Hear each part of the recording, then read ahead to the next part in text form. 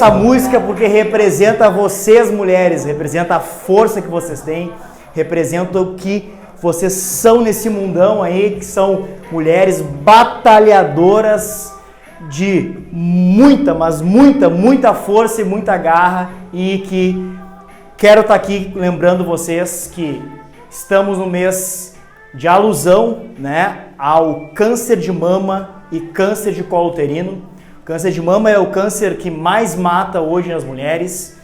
O terceiro câncer que mais mata as mulheres é o câncer de colo do útero.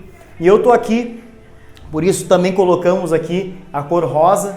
Tô aqui para lembrar, para incentivar o autocuidado, para que vocês, mulheres, né, façam o autoexame, procure um médico quando necessário. Esse assunto não é muito mais do que uma cor rosa. Esse assunto é a conscientização de que as mulheres precisam e devem se cuidar desse câncer aí que mata, infelizmente, muitas mulheres. Certo? É o que é o chamado, né, Outubro Rosa. Bom, como é o Outubro Rosa, é o mês da mulher também, né? O mês da mulher é todos os meses, né? São todos os meses. Vamos começar falando no conteúdo, então, de saúde da mulher. Lembra? Outros conteúdos falamos de sistema cardiovascular, entramos nesse mês, então, falando do conteúdo de saúde da mulher. Separamos, então, em 3 aulas. Esta vai ser a aula 1 de 3. Essa primeira aula, então, vamos falar de anatomia e fisiologia do sistema reprodutor feminino. Certo? Vem comigo, então, vamos começar essa aula que tá demais. Vem comigo, não perde o foco aí. Bora! O sistema reprodutor feminino, então, ele é formado por algumas estruturas. E não é somente uma estrutura, ele é um sistema. Quando se fala em sistema, logicamente, a gente lembra então de estruturas. Quais são as estruturas que então compõem esse sistema reprodutor? Muito importante, ele é composto por estruturas internas e externas, que nós vamos falar sobre isso, sobre essas estruturas internas e externas. Também, neste sistema reprodutor, é o local onde ocorre a fecundação. O que é isso? Onde um óvulo e um espermatozoide entram em fusão e aí ocorre depois a gestação, o desenvolvimento gestacional, certo? E é nesse sistema também que ele é responsável pela produção de hormônios. Então tem alguns hormônios específicos que tanto ele que produz, mas também ele é acionado, ele é influenciado por hormônios, certo? Vamos ver então as estruturas que compõem o sistema reprodutor feminino. Olha lá. Teremos então, falaremos de uma a uma, né? Teremos os ovários. Ovários, então, é uma estrutura que faz parte do sistema reprodutor feminino. Temos as tubas uterinas, para a gente começar a se localizar. Ovários, né? Direito e esquerdo. E aqui, tubas uterinas que conectam então os ovários em direção a este órgão aqui chamado útero, certo? Até agora, então, imagina 3 estruturas do sistema reprodutor feminino, para a gente ver como tem muita coisa aí, né? Outro órgão também, outra estrutura do sistema reprodutor feminino é a própria vagina ou canal vaginal, que é esta aqui, ó. Canal vaginal. Aqui temos o útero, temos o colo do útero e aqui o canal vaginal. Também, outra estrutura do sistema reprodutor feminino é a vulva, também agora chamada uma nomenclatura chamada de pudendo, certo? Vulva ou pudendo, como vocês quiserem. Ele é uma estrutura que está na parte externa, né? Está na parte de fora, que nós vamos conversar também. E ali, muitas pessoas se confundem ou não sabem, mas as glândulas mamárias são estruturas que fazem parte do sistema reprodutor feminino.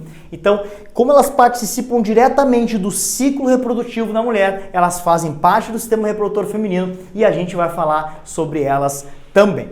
Bom, olha só, aqui nós temos então para mostrar para vocês o pudendo ou a vulva, certo? Que seria a parte de fora, né? E aqui para mostrar para vocês que glândulas mamárias fazem parte do sistema reprodutor feminino. Bora! Muito bem, aqui nós temos então uma estrutura, um desenho bem básico mostrando as estruturas principais aí do sistema reprodutor feminino, certo? Não relacionado a patologias nem nada, somente a parte fisiológica normal. Reparem, né, que toda a parte do sistema reprodutor feminino parece como se estivesse assim, né, com braços, né? Olha só, reparem aqui. Vamos ver uma por uma aqui para que a gente consiga localizar. Ovário esquerdo e ovário direito. Sim, existem mulheres que ou não nascem com ovário, por exemplo, ou que elas acabam tendo que retirar o ovário. Nós chamamos isso de oforectomia, retirada do ovário, por algum problema, câncer, tumores, cistos, por exemplo, certo? Temos também outra estrutura aqui, que é esse canalículo que nós chamamos, são as tubas uterinas. As tubas uterinas, você está falando tubas, né? Tubas de tubos, de canais. Uterinas vem de útero. As tubas uterinas, elas conectam, então, os ovários em direção ao útero. Exatamente. É nas tubas uterinas em que o óvulo, quando é liberado aqui pelos ovários, ele percorre as tubas uterinas, né, em direção ao útero, para que, se houver, né, relação sexual, se houver ejaculação, então ocorre que o espermatozoide vem de encontro, então, àquele óvulo que foi liberado pelos ovários, certo? Aqui temos outra estrutura, o que fala-se, né, que seria a estrutura principal do sistema reprodutor feminino, que é o útero, né? O útero, então, esse órgão aqui, está mostrando ali um órgão central, um órgão oco do sistema reprodutor feminino. Aqui também eu mostro para vocês o colo uterino, né? Então, seria a parte de baixo do útero, né? Ó, aqui é o colo uterino e aqui nós vamos falar depois, aqui é o fundo do útero e aqui o colo do útero, chamado também de cérvix, certo? E aqui embaixo ainda eu mostro para vocês, né, o canal vaginal ou a vagina, certo? Canal vaginal ou vagina. E a parte de fora, que não está mostrando para nós aqui, seria então, né, o pudendo ou vulva, certo? Muito bem. Aqui eu trago para nós uma figura que mostra um corte, né, um tipo de corte no sistema reprodutor feminino para que a gente se localize. Olha só que interessante. O útero, ele está localizado, olha só o útero aqui, ó, circulei ele aqui para nós. Ele está localizado entre a bexiga, aqui a bexiga, ó, vou botar aqui, e entre o canal retal da mulher. De novo, útero aqui no meio, certo? Canal retal está aqui e aqui a bexiga, né, e a uretra feminina.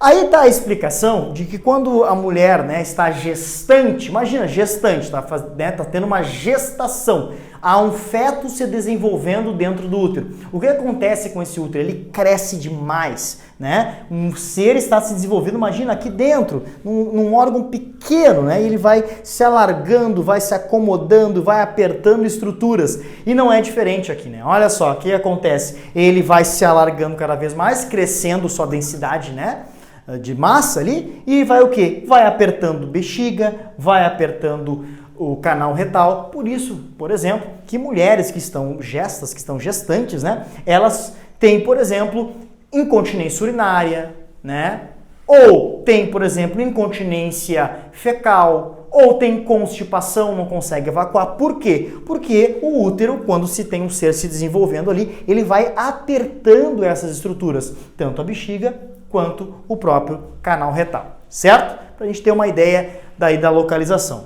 Bom, vamos começar falando então dos ovários. Os ovários, como eu falei para vocês, existem então ovário esquerdo e ovário direito feminino. Os ovários são estruturas do sistema reprodutor feminino que são bem importantes para a gente falar de ciclos que nós vamos conversar sobre a fisiologia também, certo? Então aqui tem um corte de um ovário específico para nós aqui, mostrando em que existem, né, rede venosa, rede arterial aqui dentro, e que também existem estruturas daqui dentro desse ovário, que é ali, gente, ali dentro do ovário, que são produzidos, desenvolvidos óvulos, e aí eles são depois liberados na tuba uterina e vão, né, se houver, né, vão fecundar com um espermatozoide. Vamos lá. Muito bem. Ovários. Vamos ver então, vamos conversar sobre as características dos ovários. Vem o nome então, esse nome ovários vem de ovarium, que significa receptáculo de óvulos. Pois é, a mulher, ela tem o seu início do ciclo reprodutivo desde o nascimento, diferente dos homens, que é desde a puberdade. A mulher, desde o nascimento, já tem então seus óvulos prontos. Tem ali, por volta ali de 300 mil óvulos para serem liberados. Porém, não são esses 300 mil óvulos que estão sendo, desenvolvidos aqui dentro dos ovários, que serão liberados, que serão amadurecidos para ocorrer, então, a fecundação e gestação. Não, um número bem menor. Diz aí por volta de 50 mil a 100 mil durante a vida toda. Mas sim, a mulher, então, ela produz óvulos e pelos ovários desde o nascimento, já vem com um número lá, X, até o fim do ciclo reprodutivo, que é a menopausa, onde há o cessamento, então, cessação dessa produção aí, desse desenvolvimento, amadurecimento desses óvulos, certo? O que mais? Produção de ovócitos, como eu falei, a gente vai conversar sobre a fisiologia do ciclo ovariano e a gente vai ver que os ovócitos nada mais são do que óvulos em desenvolvimento. Eles ainda não se desenvolveram, estão se desenvolvendo e eles vão se amadurecendo. Então, claro, a produção é de ovócito, que seria o óvulo imaturo, vamos dizer assim, Hormônios, sim, estes ovários, seja o esquerdo, seja o direito, eles produzem hormônios. Eles são responsáveis pela produção de hormônios. Existem 2 hormônios principais que esses ovários produzem. O chamado hormônio progesterona e o hormônio estrógeno ou estrogênio. Pois é, as pessoas confundem muito com o hormônio progesterona e estrogênio. Por eles serem hormônios que são produzidos pelos ovários, as pessoas acham que ele atua nos ovários. Não exatamente assim. A progesterona e o estrógeno são produzidos, secretados pelos ovários, mas vão atuar no útero feminino, certo? Bom, e aqui também temos um fenômeno chamado ovogênese ou ovulogênese, que é o que eu falei desde o início ali do ovário. O que é isso? Nada mais é do que a formação de gametas. O que seria isso, gente? Formação de gametas seria que gametas são aquelas células responsáveis pela reprodução. Então, formação de gametas nada mais é do que a formação de óvulos para depois ser liberados na tuba uterina. E como eu tinha dito antes no início, desde o nascimento já tem o número X de óvulos por volta aí de 300 mil óvulos femininos lá no ovário, certo? Muito importante dizer também que os ovários, então, são chamadas as gônadas femininas. O que são as gônadas femininas? Significam as glândulas sexuais femininas. Por que glândulas sexuais femininas? Porque é nela, então, nos ovários, nessas glândulas, que secretam, produzem hormônios específicos que participam de toda a parte do ciclo reprodutivo da mulher, tá? Então, não esqueça aí, gônadas femininas são os ovários. Assim como nos homens também existem gônadas, as gônadas masculinas, ou seja, as glândulas sexuais nos homens são os testículos, certo?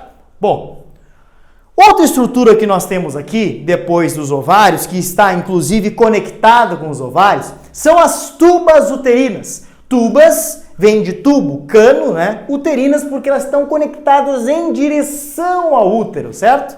Olha só, 2 ductos com cerca de 10 a 14 centímetros, pode mudar e também esse tamanho variar de acordo com a bibliografia, de comprimento, e que unem o ovário ao útero. Exatamente o que eu tinha falado antes para vocês. Olha aqui, o que acontece? Aqui temos o ovário, certo? E essa tuba uterina, então, ela é responsável por unir o ovário até o útero. Seria então realmente um cano, que leva ali, vamos botar assim, entre aspas, um cano que leva o óvulo já liberado em direção ao útero para, se for o caso, ser fecundado.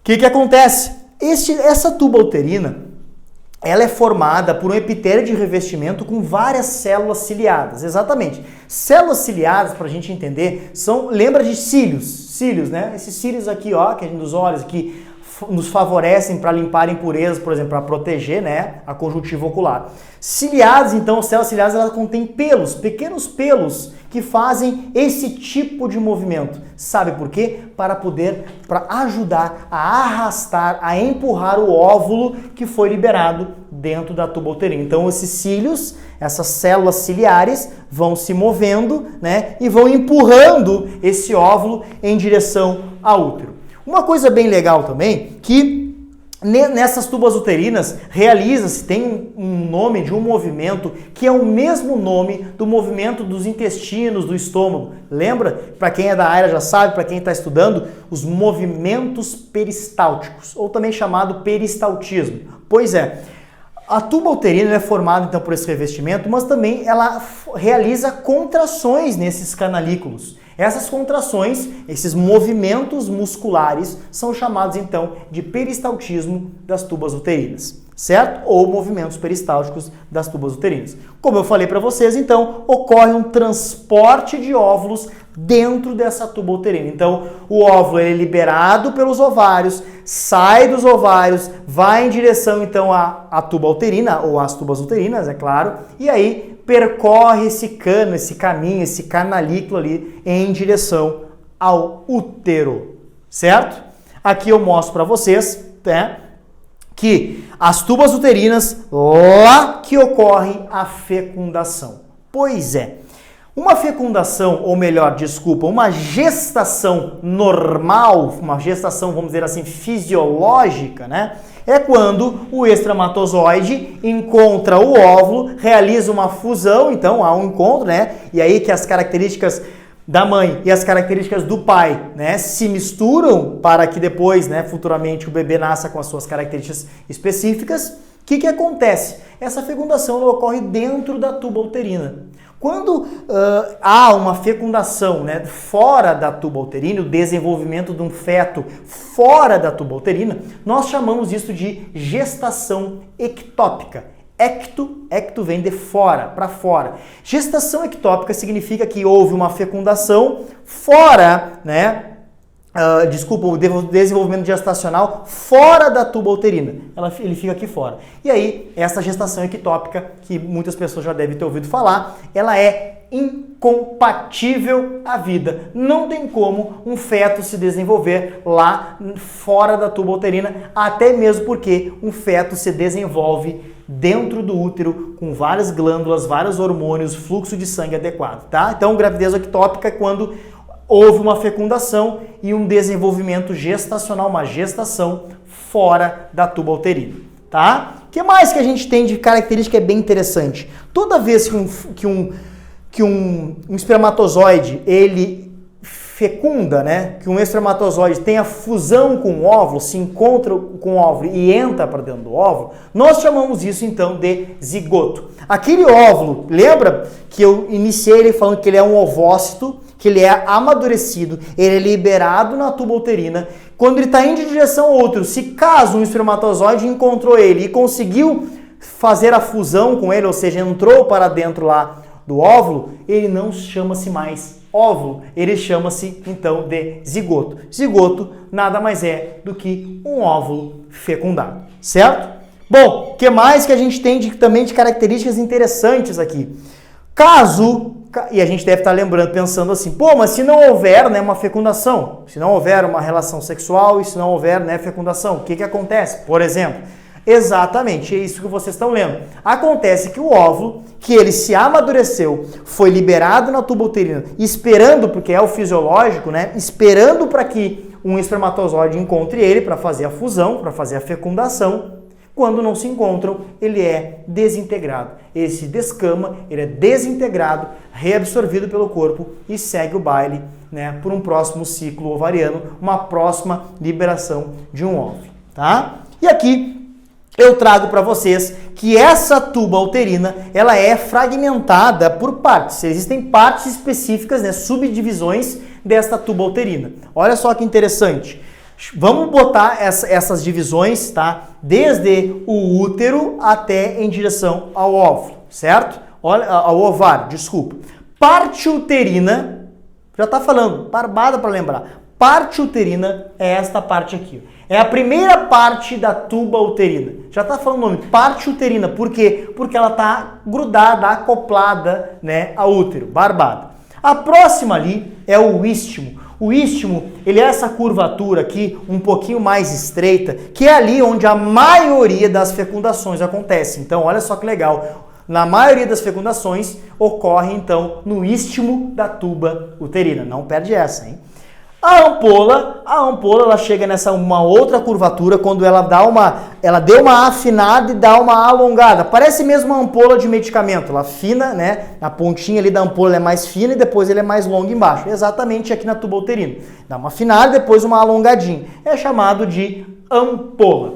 E aqui, na penúltima parte, quase chegando nessa porção aqui, nós temos mais ou menos nessa parte aqui, o chamado infundíbulo. O infundíbulo ali é quando, então, há uma espécie de um estreitamento, uma curvatura naquela região ali, e aí esse infundíbulo vai se conectar com uma outra estrutura chamada de fímbrias. Aqui. As fímbrias, gente, as fímbrias elas funcionam assim. São, né, um conjunto de tecidos específicos que elas fazem uma espécie de aspiração do óvulo. Como assim? Pois é, quando o óvulo, então, ele é amadurecido nos ovários e é liberado em direção às tubas uterinas, é como, então, ó, faz de conta que isso aqui é o óvulo, é como se as fímbrias estão lá esperando, né, e elas fazem o que? Elas, sugam esse óvulo em direção as tubas uterinas. Então as fímbrias, elas facilitam a entrada do óvulo maduro, lá que foi liberado pelos ovários, em direção às tubas uterinas, certo? Ó, mais ou menos isso aqui, né? Elas puxam, certo? Muito bem. Aqui eu trago para vocês, para aí a gente localizar melhor, olha só, de novo, vambora. Parte uterina, da tuba uterina, istmo, lembra? Dá uma afinada, a ampola deu uma leve engrossada, a ampola segue até aqui em toda essa curvatura, a parte então do infundíbulo, e aí a fímbria é aquela então que aspira o óvulo, né, ali do ovário em direção à tuba uterina. Lembrando, tá? Nós falamos do sentido do útero para o ovário, mas não te perde aí. O sentido vai ser sempre esse. O óvulo vai ser liberado do ovário em direção ao útero. Ou seja, para a gente gravar aí, o óvulo é liberado pelo ovário, passa pela fímbria, passa pelo infundíbulo, passa pela ampola, passa pelo istmo, chega na parte uterina e aí sim depois é mergulhado neste órgão oco que nós vamos conversar, chamado útero, para se acoplar lá e aí começar o desenvolvimento do feto, se houve uma fecundação, ou se desintegrar e ser reabsorvido pelo corpo da mulher. Certo? Bom, vamos falar. Olha só esse GIF aqui. Olha o sentido. O óvulo foi liberado. Houve a fecundação. Agora não é mais óvulo, agora é zigoto. Ele vem vindo se desenvolvendo, mergulhou no útero, se acoplou e aí vai se desenvolver a gestação. Então, só para lembrar, então, esse caminho todo que faz. Bom, vamos lá. Vamos conversar agora do principal órgão, né? Por que principal? Porque ele é o órgão que desenvolve o feto ali dentro, onde tem a gestação e é o local ali, né, onde guarda o bebê, onde o bebê fica acomodado, onde fica quentinho, né? É um órgão, então, oco e flexível. Lembra que eu falei oco porque vai se desenvolver um feto aqui dentro. Flexível porque ele cresce bastante, né? E situado na cavidade pélvica feminina. Ele fica, então, né, na cavidade pélvica, na região, na cintura pélvica feminina. Tem em torno aí de 7 centímetros.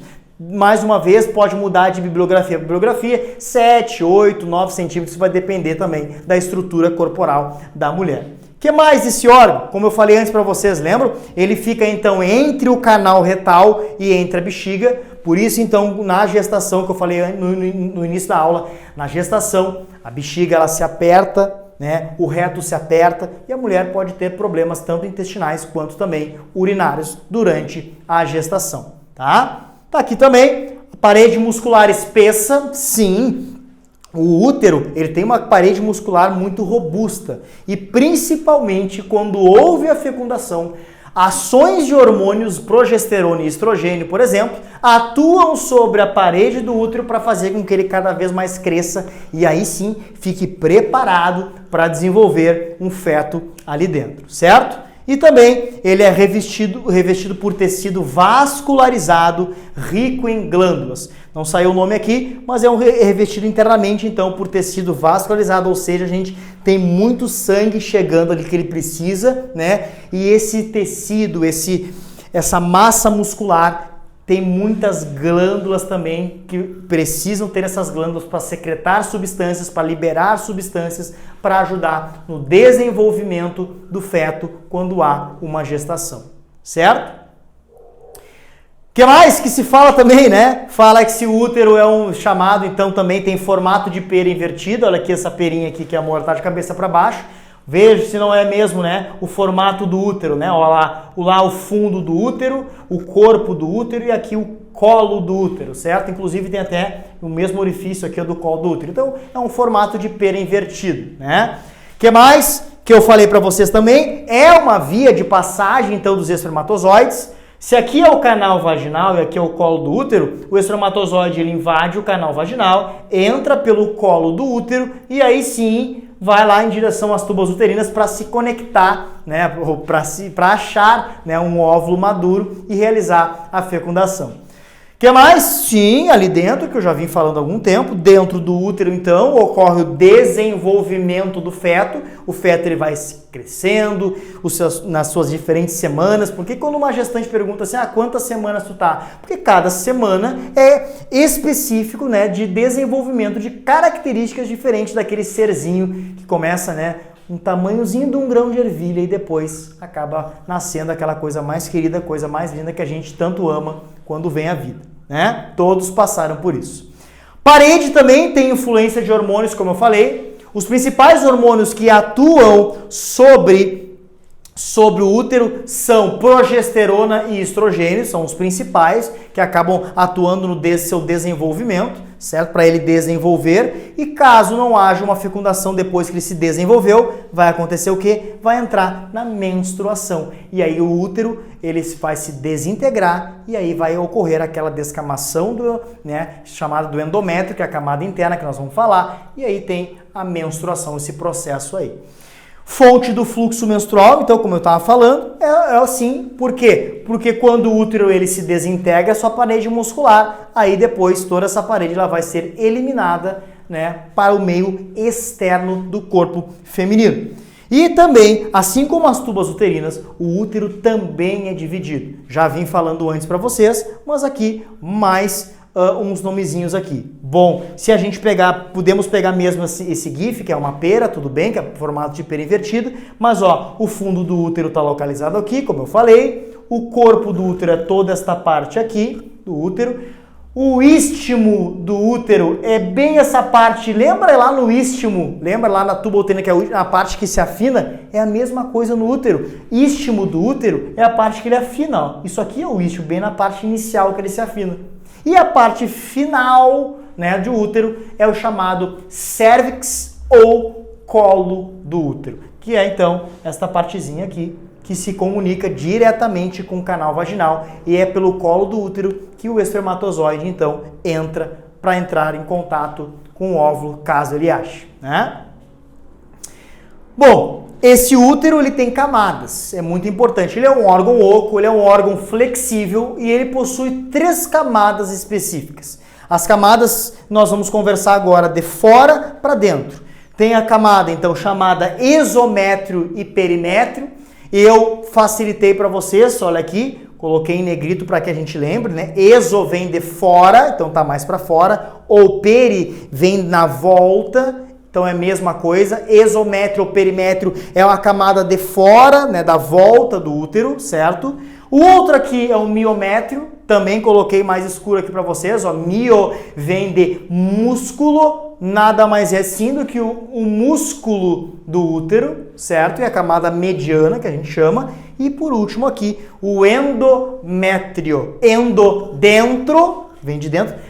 Vamos fazer uma analogia à endoscopia, né? Um exame de visualização dentro né, do corpo, certo? Endométrio nada mais é do que uma camada da camada interna do útero. É no endométrio que se descama quando ocorre a menstruação. Aqui eu mostro para vocês então os locais: perimétrio ou exométrio, mais de fora, certo? Miométrio, camada mais de dentro, a camada muscular, a camada aquela que contrai durante o parto, né, principalmente, né, que tem movimentos de contração durante o parto, né?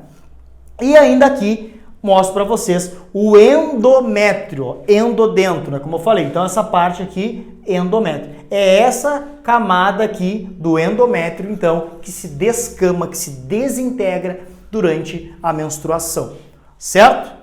Muito bem. E aí, este útero aqui é muito importante ressaltar, como eu já venho falando desde o início, é neste útero, imagine, né, 7 centímetros, mais ou menos deste tamanho aqui, é neste local em que ocorre o desenvolvimento desses serzinhos, que são espetaculares, que tem todo um desenvolvimento aqui dentro do útero. Não é à toa também porque que todo mundo quando nasce chorando. Pô, tava lá bem quentinho dentro da bolsa amniótica, né, sendo alimentado, e de uma hora para outra ele sai para o meio extrauterino e, claro, a gente tem que acordar chorando mesmo, né?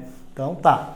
Bom, aí um outro órgão ou outra estrutura do sistema reprodutor feminino é a vagina, ou também que nós chamamos de canal vaginal. Esse é um canal chamado também de canal tubular, que é em forma de túbulo ou de canalículo, né, que a gente chama, e ele tem em média de 8 a 15 centímetros. Volto a dizer também que essas médias que a gente fala, ele depende também de bibliografias específicas, certo? O que mais? Esta canal vaginal é bem importante que ela vai desde o meio externo até o meio interno aqui, que vamos ter de encontro o colo do útero. Então, para a gente não se perder, certo?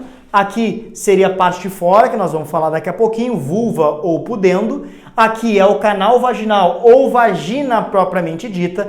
Aqui é o colo do útero e somente depois que vai ter contato com o útero, certo? Quais são as funções específicas, então, do canal vaginal, né, ou da vagina em si, que é a parte interna, né? Receptáculo do pênis no ato sexual, saída para o fluxo menstrual é através do canal vaginal, quando o endométrio se descama, que vai sair, então, os restos ali, né, do endométrio pelo canal vaginal, então é a saída do fluxo menstrual. E também, claro, é a passagem do feto, né, em partos normais. Quando o feto está se desenvolvendo aqui, né, vai crescendo, se desenvolvendo, ele vai ter que passar pelo colo do útero, né, se for o parto normal, claro, né, gente, vai passar pelo canal vaginal e aí vai não ser mais chamado de feto, vai ser chamado de bebê ou RN, recém-nascido, tá? O que mais? Sim, é rico em musculatura lisa e também estriada esquelética. Pois é. O que acontece? Na vagina existem dois tipos de musculatura. A musculatura lisa, aquela que é involuntária. Lembra que a gente falou um pouquinho lá da aula de cardio, da parte de musculatura? A musculatura lisa ela está em locais em que a gente não comanda as contrações. Por exemplo, coração, vasos sanguíneos, intestinos, bexiga. Então a vagina também é composta por músculos lisos, mas também é composta por músculos estriados esqueléticos. Para lembrar, musculatura estriada esquelética é aquela musculatura então que tem contração voluntária. Aí que a gente pode lembrar também, tem as técnicas chamadas, né, de pompoarismo. Pompoarismo é uma técnica específica que serve tanto para o prazer sexual feminino, mas também serve para técnicas de, por exemplo, sustentação do útero na parede pélvica, certo? Que daí ocorre contrações voluntárias da mulher lá no canal vaginal, certo? E também falo também que é importante pra gente das glândulas que tem neste orifício chamado canal vaginal. Eu gosto sempre de dizer que essas glândulas, elas se encontram desde a parte da vulva, do pudendo, até então vai indo em composto ali com o canal vaginal. São dois tipos de glândulas específicas, glândulas de Bartholin ou também glândulas de Skene. Glândulas, para a gente lembrar, que nós vamos precisar isso depois para fisiologia, Glândula é tudo aquilo que secreta alguma coisa, que libera uma substância. Exatamente. A glândula de Bartholin libera, a glândula de Skene libera. Para que a gente perceba a diferença, olha só. Glândulas de Bartholin, elas estão localizadas ali na parte do pudendo e também do canal vaginal. Elas são responsáveis pela lubrificação da vagina, principalmente durante o ato sexual, que elas ficam dilatadas e produzem mais muco para facilitar o ato sexual. Bom, as glândulas de Skene, elas são um pouco diferentes. As glândulas de Skene são localizadas do lado da uretra, e elas são responsáveis também por lubrificar. Porém, elas fazem muito mais a parte da ejaculação feminina. As glândulas de Skene, elas são glândulas específicas que fazem a ejaculação feminina. E aí pode então sair secreção, né, de uma forma mais rápida, mais abundante do que as glândulas de Bartholin. Aqui eu trago a localização para vocês. Vamos lá então para a gente se localizar. Aqui então é a chamada vagina ou canal vaginal propriamente dito. E isso aqui tudo é chamado de pudendo ou vulva. Vulva ou pudendo, que nós vamos falar daqui a pouco, é a parte externa. E aí vagina ou canal vaginal é a parte interna. Para a gente, então, ilustrar, repare, então, que as glândulas de Bartholin, como eu falei para vocês, vêm desde a vulva até mesmo em direção ao canal vaginal e elas são responsáveis pela lubrificação vaginal. Posso dizer também para vocês que as glândulas de Bartholin, em algum momento, por alguma razão, elas podem também inflamar, formar cistos ali e a mulher ela tem que fazer uma cirurgia, enfim, que nós chamamos de bartolinectomia, que faz uma drenagem daquele cisto que acabou crescendo. Por quê? Porque acontece que, como são ductos, são glândulas, elas podem obstruir, né? E aí quando obstruem, elas vão se enchendo de muco dentro e ficam, né, massas ali, atrapalhando até mesmo o ato sexual, certo? E aqui eu mostro para vocês as glândulas de Skene. Lembra que eu falei que era do lado da uretra? Olha aqui, ó, canal vaginal, uretra, sempre ali acima do canal vaginal, e do lado da uretra temos então do lado esquerdo, do lado direito, as glândulas de Skene, que são responsáveis então pela ejaculação feminina, mas também, claro, pela lubrificação desta porção, certo? E aí sim, chegando na parte externa, chamada de vulva ou pudendo, certo? Vulva ou pudendo, ela tem suas estruturas específicas. Vamos começar falando desses aqui, dos grandes e pequenos lábios. O que é a vulva e pudendo? Olha só, é uma membrana, então, delimitada e protegida por pregas cutâneo-mucosas, ou seja, grandes lábios e pequenos lábios. Então, isso aqui tudo é chamado de pudendo ou vulva. Os grandes lábios, já está falando pelo nome, né? Grandes lábios são membranas cutâneo-mucosas já maiores, então, olha só, nessa localização, eles protegem principalmente o pudendo, que é a parte de fora, e a entrada do canal vaginal, né? A vagina ali, né?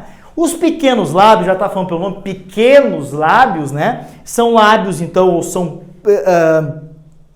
pregas ali cutâneo-mucosas, membranas, né?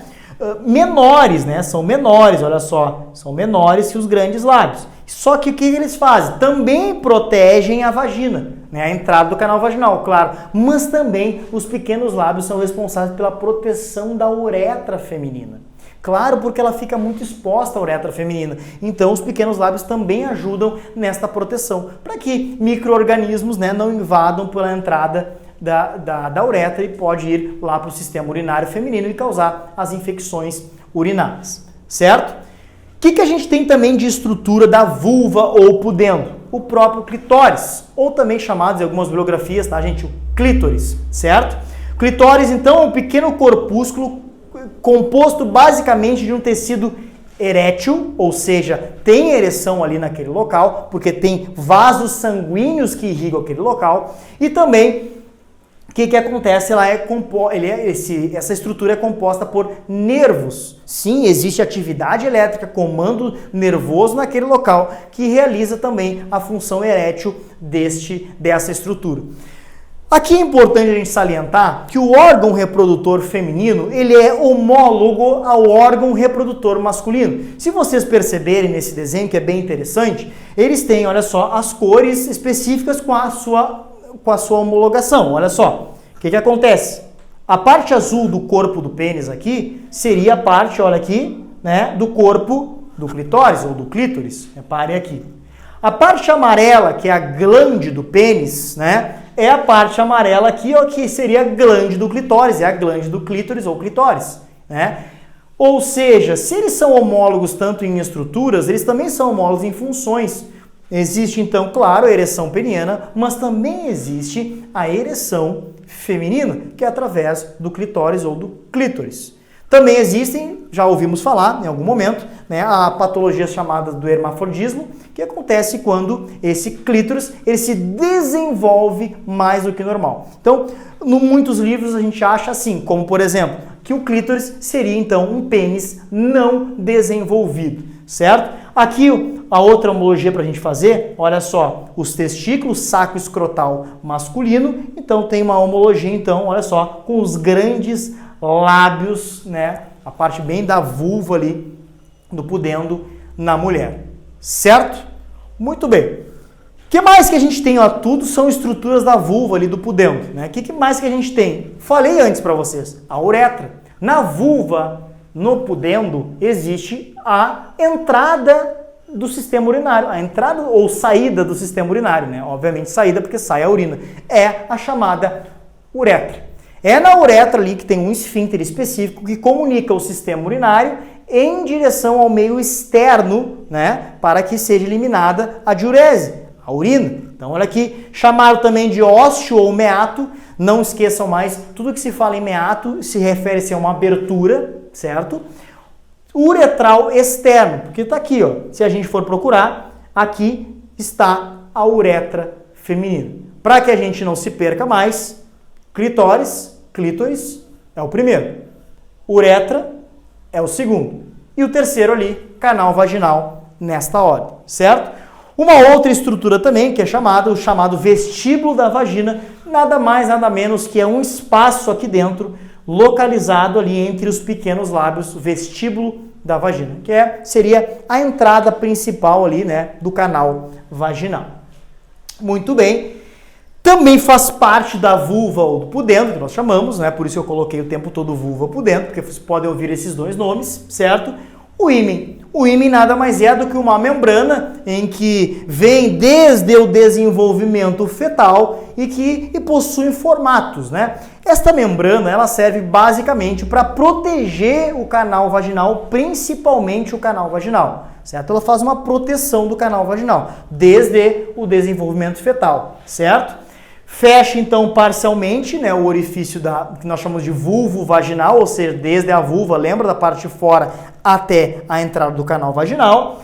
Pode ter diversas formas diferentes, como aqui eu mostro para vocês, e normalmente, não é uma regra, ele tem seu rompimento nas primeiras relações sexuais, mas não é uma regra. Aqui eu trago para vocês alguns formatos de ímens anulares, biperfurados, cribiformes, e ainda quando há o rompimento desse ímen, seja por qual for o motivo, não chama-se mais de ímen, chama-se carúncula imenal. Como assim? Carúncula imenal nada mais é do que aquele ímen que foi rompido, aquela membrana que foi rompida e sobrou, né, naquele local ali, como está no desenho para nós, certo? Muito bem. E aí, como eu falei no início da aula para vocês, muitas pessoas confundem ou não sabem que as glândulas mamárias fazem parte do sistema reprodutor feminino. Exatamente. Quando a gente estuda o sistema reprodutor feminino, nós temos que estudar as glândulas mamárias porque elas fazem parte do ciclo reprodutivo da mulher, certo? Por ações hormonais que nós vamos conversar. Então as glândulas mamárias, elas estão localizadas, olha ali, por cima dos músculos peitorais. Também são coisas que muitas vezes as mulheres, enfim, quando a gente está estudando, a gente não tem essa ideia. A gente acha que a mama é um músculo. Não, ela é formada basicamente por glândulas específicas, como está aparecendo aqui, e mais tecido adiposo, que é aí que dá o volume das mamas, certo? Então as mamas estão localizadas sobre, em cima do músculo peitoral. O músculo peitoral está abaixo das glândulas mamárias. Vamos ver então o que as glândulas mamárias elas têm de características para nós aqui. Sim, o início do desenvolvimento dessas glândulas é desde a puberdade. A puberdade nada mais é do que uma fase do ciclo reprodutivo feminino em que começam a aparecer algumas características específicas. E uma delas é o desenvolvimento da glândula mamária na fase da puberdade por ações hormonais. O que mais? Bom, nós temos no corpo, quando a gente sua, libera o suor, nós temos chamadas glândulas sudoríparas, que estão sobre a superfície da pele aqui. As glândulas sudoríparas, elas liberam suor, certo? Mas aqui fala-se então que as glândulas mamárias, elas possuem então, ou são chamadas de glândulas sudoríparas modificadas. Como assim? Pois é. Glândula sudorípara modificada. Glândula porque ela secreta, sudorípara porque é uma substância. Modificada porque não é suor que ela libera. Ela libera o quê? Leite materno. Produz e libera leite materno. Por isso que é glândula sudorípara modificada. O que mais? Nesta glândula mamária é todo um sistema formado por tecido conjuntivo, como eu falei antes, tecido adiposo, vasos sanguíneos e, claro, nervos que fazem comunicação com o sistema nervoso para que haja tanto a produção do leite materno quanto o desenvolvimento da mama e também a ejeção do leite materno quando, pós-nascimento, certo? O que mais? Nesta glândula, ou nestas glândulas, atuam dois hormônios principais, chamada o hormônio prolactina e o hormônio ocitocina. Já vou adiantar o que nós vamos falar a seguir. Prolactina é um hormônio produzido pela adenohipófise que atua sobre as glândulas mamárias, fazendo que a produção de leite atua na lactação, certo? E a ocitocina é um hormônio produzido pela neurohipófise que atua nas glândulas mamárias, também no útero, tá? Mas nós estamos falando de mamas aqui, atua nas glândulas mamárias, facilitando a ejeção do leite materno pós-nascimento do bebê, certo?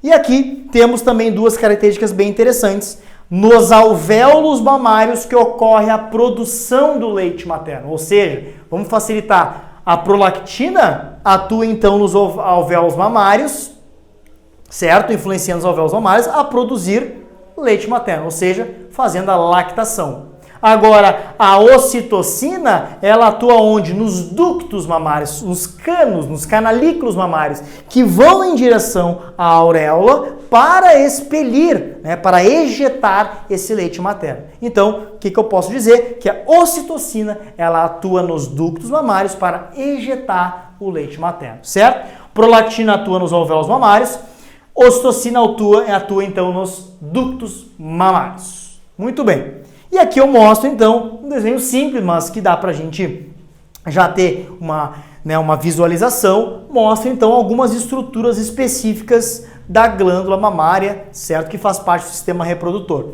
Nós temos aqui a parede do tórax, costelas, pra gente ilustrar, o músculo do peitoral que eu falei então que está atrás das glândulas mamárias, muito importante, lóbulos chamados aqui lóbulos mamários ou também alvéolos mamários, a auréola mostrando o próprio mamilo, os ductos, gente, é produzido aqui nos alvéolos e lóbulos mamários e ejetado esse leite materno em direção à auréola para ser jogada para o meio externo, certo? Temos aqui, como eu falei para vocês, tecido adiposo e ainda ali a pele, tá? Muito bem. Bom, tenho que falar disso porque muito se fala na saúde da mulher, na gestação, pós-nascimento, que existe aquele tal de papo de a livre demanda do aleitamento materno. Sim, não é à toa, Primeiro, claro, porque sabemos que o leite materno é um composto com muitos nutrientes que aumentam a imunidade do bebê, nutrientes que fazem com que ele ganhe mais peso, que fazem com que ele fique saudável, e exclusivo, então, o aleitamento materno exclusivo, somente ele, até os 6 meses de idade da criança, certo? Só que eu quero mostrar para vocês um pouco dessas glândulas mamárias quando sofrem ação específicas daqueles hormônios prolactina e ocitocina, mas que estão relacionados ao aleitamento materno. Exatamente. Olha só, quando o feto, não mais feto, agora bebê ou RN, recém-nascido, ele está então estimulando as glândulas mamárias, fazendo a pega correta, estimulando a glândula mamária, né, durante o aleitamento materno. O que faz? Há uma comunicação, então, no cérebro feminino, há uma comunicação lá na chamada adenohipófise, e ela auxilia assim: opa, te liga aí, adenohipófise, temos que fazer o seguinte, temos que produzir mais leite materno, logo prolactina tem que ir em direção à glândula mamária. Então, quanto mais o bebê mama, mais a prolactina é liberada no cérebro, lá pela adenohipófise, atua, lembra, na glândula mamária, produzindo leite materno, fazendo a lactação, que nós chamamos a produção de leite, certo? E isto é um ciclo, nós chamamos isso de feedback hormonal positivo, ou seja, olha só, quanto mais estimula a glândula mamária, mais estimula a produção de prolactina, mais prolactina atua na glândula mamária, mais leite materno é produzido, certo? E olha só, na ocitocina, não muda, só que a função é diferente, lembra? Na ocitocina, durante a amamentação, olha só, ocitocina é produzida, secretada, liberada, é tudo sinônimo, pela hipófise posterior, ou o que eu falei antes, neurohipófise, são sinônimos, hipófise posterior porque ela está mais atrás, ou neurohipófise, ela é produzida quando? Também muito durante o aleitamento materno. Quanto mais a criança suga a glândula mamária, né, está no aleitamento materno, é enviada uma mensagem lá para o cérebro feminino, em que chega numa porção chamada neurohipófise, e aí essa neurohipófise secreta, lembra? Libera, né? Produz o hormônio chamado ocitocina, ele vai pela corrente sanguínea em direção à glândula mamária, e a ocitocina faz o quê? Faz ejetar o leite materno em direção, claro, aqui à boca do bebê. E isso é um ciclo, por isso a livre demanda, né, que se recomenda pós-parto. Lembrando que nós vamos conversar, mas para lembrar, a ocitocina, ela não só atua nas mamas, mas também atua no útero, fazendo com que o útero se contraia, seja ele durante o parto ou pós-parto, para o útero voltar ao normal depois, mas também é um hormônio que auxilia, também influencia hormônios do bem-estar, do bom humor, de sensações boas, que é bem importante também a gente sempre falar, certo? E aí a gente entra na parte específica da fisiologia feminina, que nós vamos começar a conversar, mas eu tenho que dizer para vocês que a mulher, no seu ciclo reprodutivo, né, desde o nascimento até o fim do ciclo reprodutivo, ela tem fases específicas. E as fases da vida da mulher, ou as fases que nós chamamos também dos ciclos reprodutivos, aqui são nascimento, infância, da infância vai para a puberdade marcada, né, por oscilações hormonais e desenvolvimento de muitas características femininas, entra na adolescência, chega na vida adulta, já na vida adulta, então, já existe uma estagnação, um equilíbrio, uma estase hormonal, um equilíbrio hormonal, e aí depois começam de novo, olha que interessante, na puberdade existe oscilação hormonal, na fase adulta uma estase, um equilíbrio hormonal, mas depois chega numa fase chamada de climatério, que climatério não é menopausa e menopausa não é climatério. Climatério é uma fase da vida da mulher em que existem oscilações hormonais, não, olha aqui de novo oscilações hormonais, variação de sintomas para depois sim, aí sim chegar definitivamente no fim do ciclo reprodutivo. O que significa isso? Não libera mais óvulo, não tem mais ciclo menstrual, não tem mais ciclo ovariano, chamado então de menopausa. Vamos falar então, olha só, eu gosto muito dessa imagem eu tirei do Google, tá? Eu gosto muito dessa imagem, que essa imagem ela fala toda a parte da formação do aparelho reprodutor feminino nas suas principais fases aí da reprodução feminina. Olha só que interessante. O F aqui, tá, gente, significa F de fecundação, é onde vai determinar as características específicas, né, do feto em desenvolvimento. Houve a fecundação, lembra? Óvulo se encontrou com o espermatozoide e aí começam as fases de desenvolvimento do feto. Primeiras fases embrionárias, chamada de embriologia, e depois a fase fetal, E de embrião e F de feto. É exatamente isso. Espermatozoide, depois a gente é embrião, depois a gente é feto, e após o nascimento que a gente é bebê, RN ou recém-nascido, certo? Então olha só, na fase fetal, aqui ainda se desenvolvendo dentro do útero feminino, para que depois o N de nascimento, ocorreu o nascimento, saiu para o meio extrauterino, né? E aí existe um fenômeno chamado de hipogonadismo funcional. Olha só, hipo, baixo, gonadismo, gônadas, lembra? Gônadas, glândulas sexuais femininas, liberação de secreção de substâncias, funcional. Significa que existe uma queda significativa de hormônios ou oscilações hormonais significativas que podem ocorrer no nascimento. Aí está a explicação por que alguns recém-nascidos nascem com glândulas mamárias bem desenvolvidas e que muitas mães se assustam.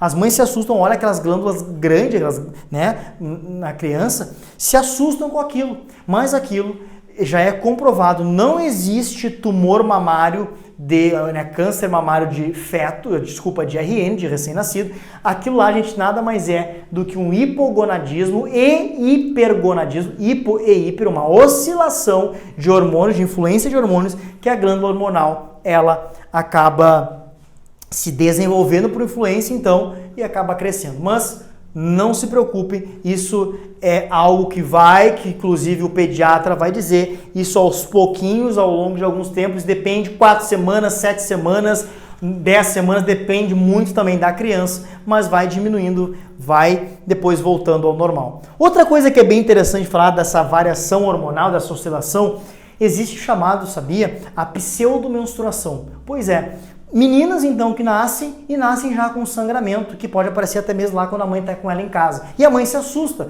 achando que é um sangramento específico, que é um rompimento de alguma coisa, que é alguma lesão, mas é chamada pseudomenstruação, por conta também dessa oscilação hormonal, desse hipogonadismo ou hipergonadismo funcional, certo? Temos depois a fase P, que é a terceira fase mais específica da puberdade. Essa fase, sim, gente, marcada por oscilações hormonais, né? Hormônios estão muito acima, depois estão muito abaixo. Claro que existe muita influência tanto do ambiente quanto aspectos também emocionais, físicos, enfim, mas que essa fase, então, marcada por oscilações hormonais. Para depois, então, chega na fase adulta, em que não está aparecendo aqui especificamente, que há um equilíbrio, uma estase de hormônios. Depois da fase adulta, chega no C aqui de climatério, de novo oscilação hormonal, se estava em equilíbrio, agora está oscilando de novo. E por último, por fim, chega no M aqui de menopausa. Não é a morte especificamente, morte do ser, mas sim morte, o cessamento, o fim do ciclo reprodutivo da mulher, certo? Bom, aqui eu trago para vocês as 3 fases principais de todo o período reprodutivo da mulher em que há oscilações hormonais. Puberdade, fase lá que antecede a adolescência, o climatério, fase marcada antes da menopausa, e a menopausa propriamente dito, quando é sim o fim do ciclo reprodutivo. Não esquece as fases reprodutivas da mulher marcadas então por oscilações hormonais, puberdade, climatério e menopausa, certo? E aqui eu tenho que falar um pouquinho para vocês das características da puberdade. A puberdade ela é marcada, como eu falei para vocês, por oscilações hormonais, consequentemente, ela é marcada por desenvolvimento de características femininas, como elas, telarca, pubarca e menarca. Olha a terminologia já chegando aí para nós. Telarca nada mais é que o desenvolvimento das mamas. Sim, durante a puberdade há um fenômeno chamado de telarca, que é o desenvolvimento das glândulas mamárias. Algumas mais, outras menos. Pubarca nada mais é que o desenvolvimento de pelos pubianos. Pois é, os pelos pubianos é um fenômeno que vem bastante na puberdade, chamado então de pubarca. E aqui um fenômeno bem interessante que marca muito, né, uma menina, marca muito a mãe, o pai, enfim, a família, é a chamada menarca, que é a primeira menstruação. Então, menarca nada mais é a primeira menstruação, ou seja, quando o ciclo ovariano e menstrual da adolescente, da fase da puberdade dela, ocorre a descamação do endométrio e ele é expelido para o meio externo, certo? E é claro, eu sempre digo que a puberdade é uma fase que, além de oscilações hormonais, ele é marcada, gente, por aspectos físicos, como nós estamos mostrando aqui, mas também por aspectos psicológicos. Por quê? Vou dar um exemplo. Como é que acontece?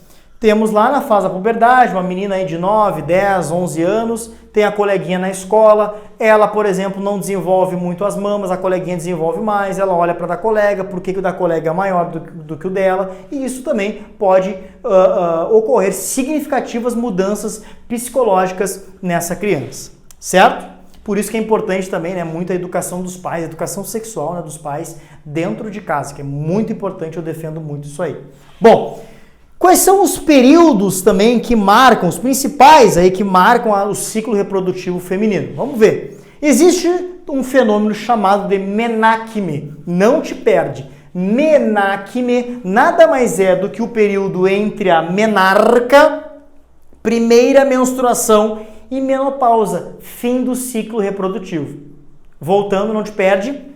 Menacme nada mais é do que o período que compreende entre a menarca, primeira menstruação, e a menopausa, fim do ciclo reprodutivo, certo?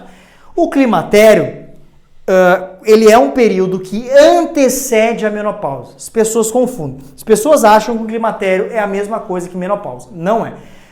Dependendo da bibliografia, nós podemos ver que o climatério ele pode anteceder meses, um ano, até mesmo 2 anos antes da menopausa. Olha que interessante. O climatério, gente, ele é marcado por ciclos menstruais irregulares. Lembra que eu falei que o climatério antecede a menopausa? Ele é marcado por oscilações hormonais, exatamente. Se lá na puberdade tinha oscilação hormonal, na fase adulta estava em equilíbrio, volta, chega agora no climatério e fica de novo em oscilação hormonal. E aí, com essa oscilação hormonal, esses ciclos menstruais ficam irregulares, a descamação do endométrio fica irregular, e aí podemos ter 2 tipos de fenômenos. A amenorreia ou metrorragia. O que é isso?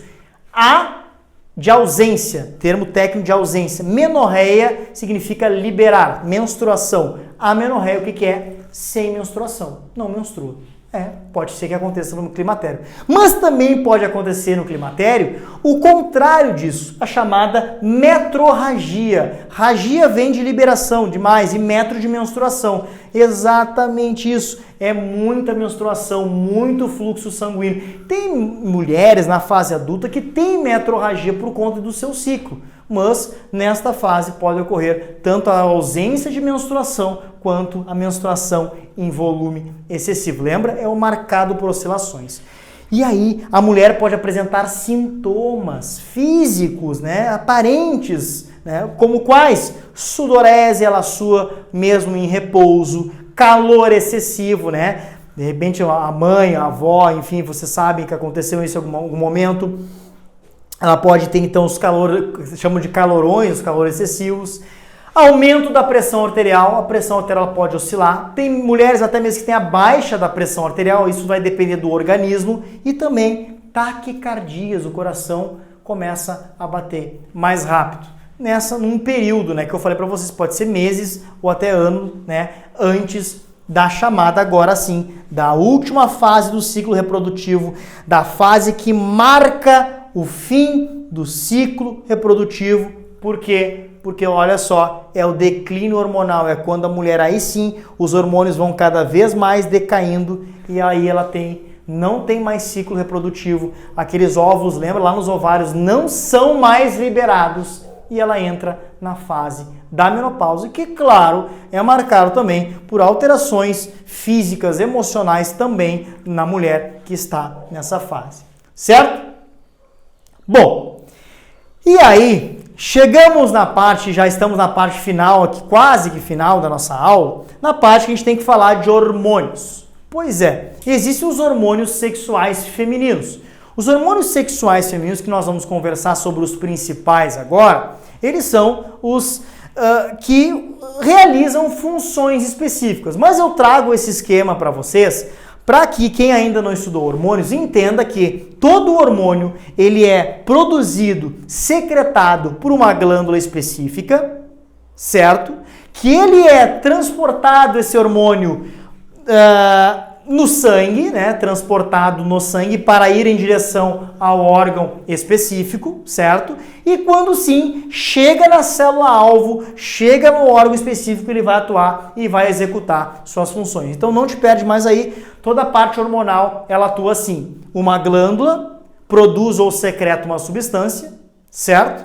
Essa substância, qual é o caminho que ela tem? Qual é a estrada? Nós quando vamos para a praia, né? Pegamos o carro, pegamos a estrada para ir para a praia, que é o nosso caminho. O caminho do hormônio para sair do local onde ele está, daquela glândula, para ir em outro órgão, é o sangue. Então, através da corrente sanguínea, ele vai ser transportado e chegar na célula-alvo, que para nós seria a nossa praia, né? Vai chegar na célula-alvo e vai executar a sua função. E aí, vocês vão lembrar. Lembra que eu falei da prolactina? Lembra da prolactina, por exemplo?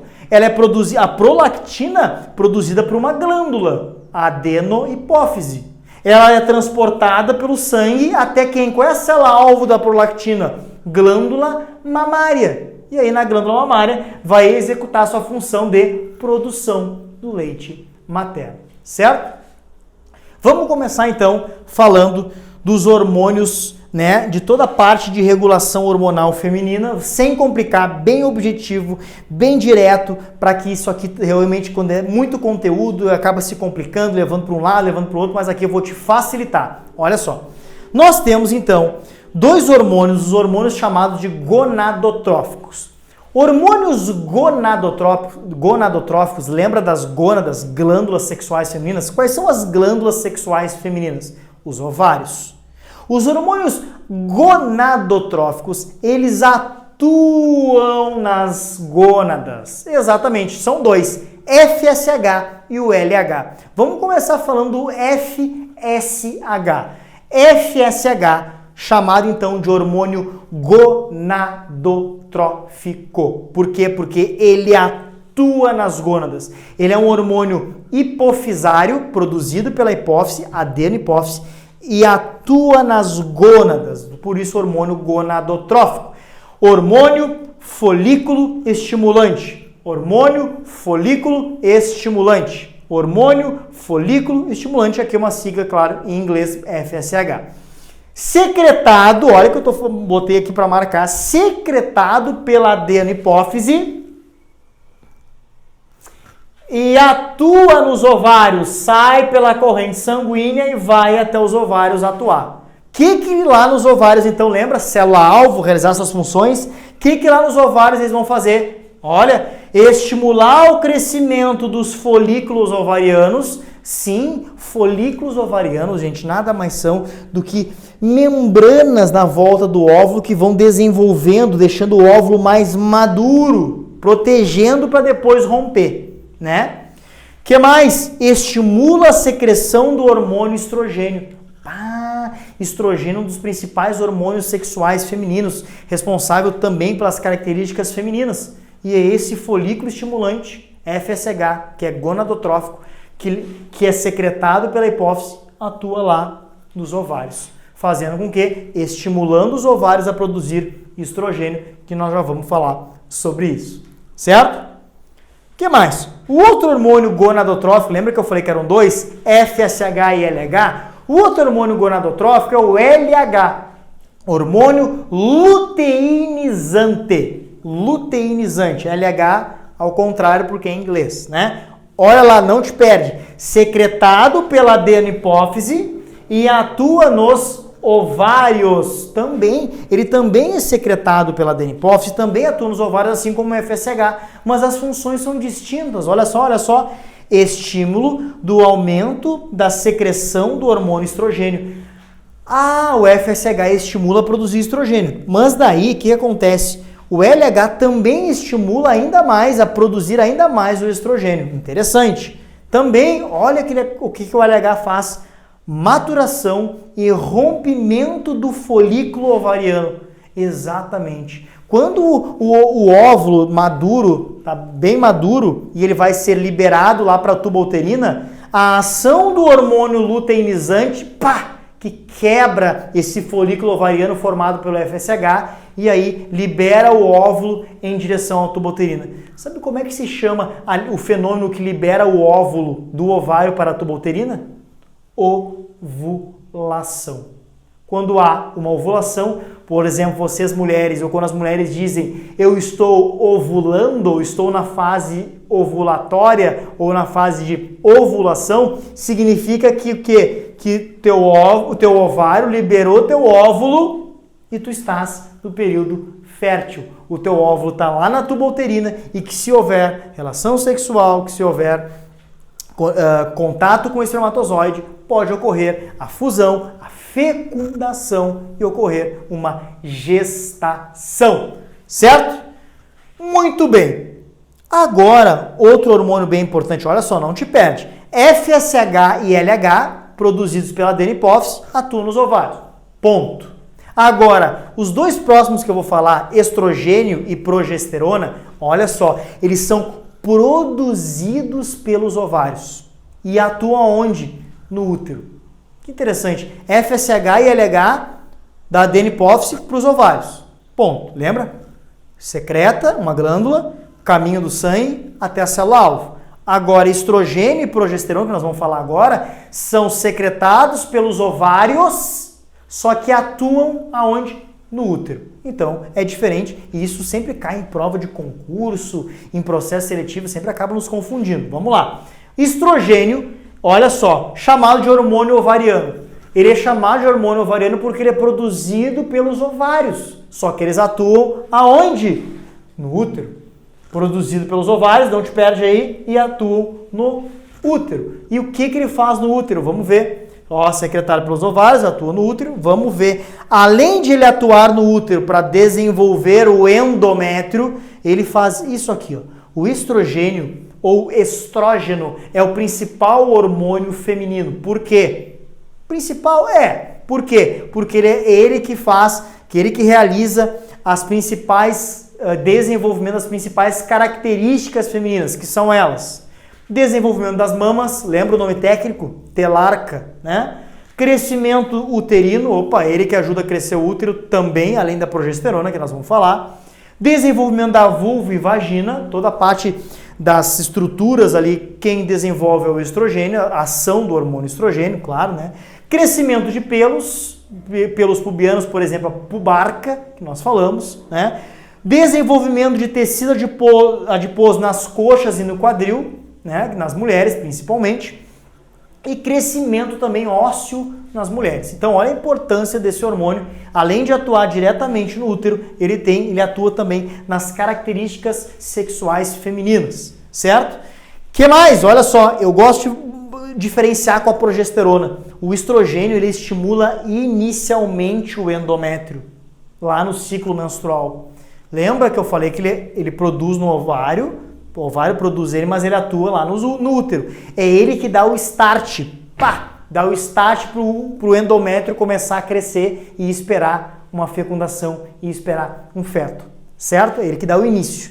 Por que eu falo isso? Porque quem deixa o endométrio desenvolvido não é mais ele, é a progesterona, que é o próximo hormônio. Então, estrogênio dá o início, dá o pontapé inicial do desenvolvimento do endométrio, certo? O que mais? Ele que estimula a produção do muco cervical. Gente, lá no colo do útero, lembra que é a porta de entrada do útero que divide, né, o canal vaginal com o útero? Lá no colo do útero tem um muco. Esse muco ele protege aquela entrada, tem que proteger. Porque imagina, existe a relação sexual que pode ter contaminação que entra, imagina, se tivesse relação sexual sem preservativo, ia estar sempre entrando micro-organismo pelo canal do útero ali, do colo uterino, né? Então, existe um muco que protege. Olha que interessante. Quando existe então a produção de estrogênio lá no ciclo menstrual e ciclo ovariano. Esse estrogênio ele estimula a produzir mais muco. Por quê? Ele produz mais muco ali no colo uterino para proteger cada vez mais, para formar uma barreira naquele local, certo? Então, que é bem importante a gente salientar isso aí. Também é ele que estimula os músculos das tubas uterinas. Lembra que eu falei que as tubas uterinas elas têm os movimentos peristálticos, que fazem esse tipo de movimento que auxilia, então, em toda a parte do movimento? Exatamente isso. É esse estímulo aí das tubas uterinas que são influenciados pelo hormônio estrogênio, certo? E aí, outro hormônio bem interessante, que é a progesterona. Lembra dos dois principais que eu falei? Estrógeno ou estrogênio e agora sim, progesterona. De novo, olha, secretado pela adenohipófise. Desculpa, saiu errado aqui, gente. Deixa eu voltar aqui para ver se saiu também o do outro. Vamos voltar aqui. Vamos voltar. Aqui, muito bem. Aqui, só corrige aí comigo, só corrige que, ó, vamos tirar isso aqui, vamos corrigir, pode deixar que nós vamos corrigir. Ele é secretado, então, pelos ovários, a progesterona, esquece a adenohipófise aqui, e atua no útero, exatamente igual lá que acontece, tá aqui, ó. Eu coloquei essa frase errada, esquece essa frase, esquece, e aqui, ó, secretado pelos ovários e atua no útero, certo? Acabou aparecendo essa frase a mais aqui, esquece essa frase, certo? E é isso aqui, ó, o que está bem aqui em negrito, secretado pelos ovários e atua no útero. Então, progesterona, assim como estrógeno, é secretado pelos ovários e atua no útero. Lá no útero tem suas funções específicas. Lembra que eu falei que o estrógeno inicia o desenvolvimento do endométrio? Pois é, olha agora aqui, olha aqui. A progesterona mantém o endométrio desenvolvido. Mantém o endométrio desenvolvido, certo? Então não esquece, progesterona, o hormônio produzido pelo ovário e atua no útero, certo? Esquece essa frase aqui, essa segunda frase, tá? Beleza.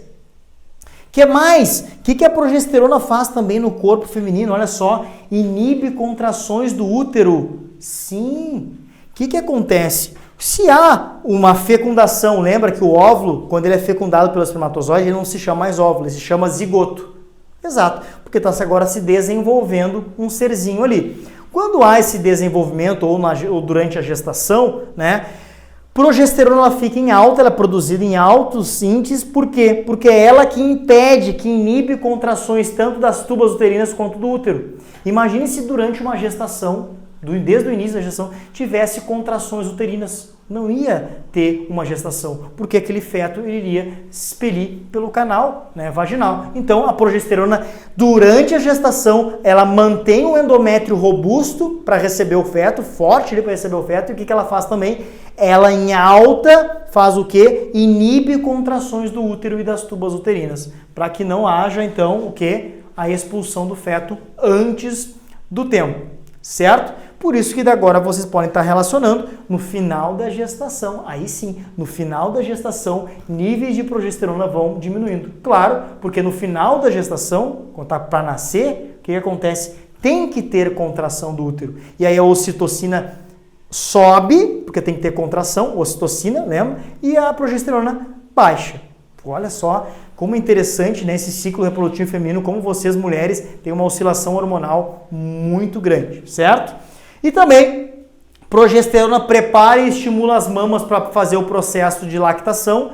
Exatamente. Lembra da prolactina, que realiza produção do leite materno?